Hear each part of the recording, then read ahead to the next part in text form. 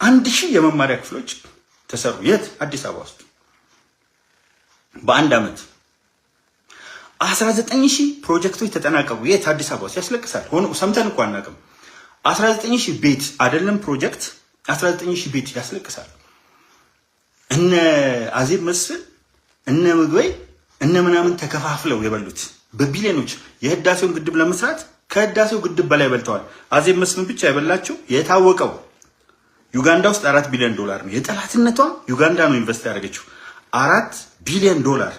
ኦልሞስት አንድ የህዳሴ ግድብ ብቻዋን የበላችው ብቻዋን አንድ የህዳሴ ግድብ ውጣለች። የቀድሞው ጠቅላይ ሚኒስትር መለስ ዜናዊ ሚስት። ይሄ መንግስት ግን ከዜሮ ተነስቶ ጨረሰ።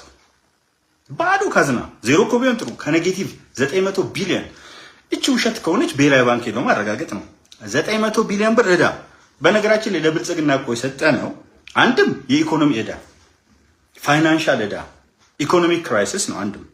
ሁለተኛ የሚፋተጉ ሆነ ተብሎ ኢትዮጵያን አብረን እንዳንኖር በጠላትነት የቅኝ ግዛት አይነት ኦሮሞ ከአማራው አማራው ከትግራዋዩ ትግራዋዩ ከአማራውና ከኦሮሞ እንዳይኖር በሚገባ የተሰራውን ነው የሰጠነው። ሌባ አመራሮች ነው የሰጠነው። እንግዲህ አዜብ መስፍን ጥሩ ምሳሌ ናት። ምግበይ ጥሩ ምሳሌ ነው። ሌላ ቦታ ሳትሄዱ ሜቴኮ ጥሩ ምሳሌዎች ናቸው። ያቺ ቢጫ ሄሊኮፕተር ናት ነገር ያመጣችው ሌባ መያዝ ስትጀምር። እና ለቅሶ አልገባኛለን ሪሊ አልገባኛለን።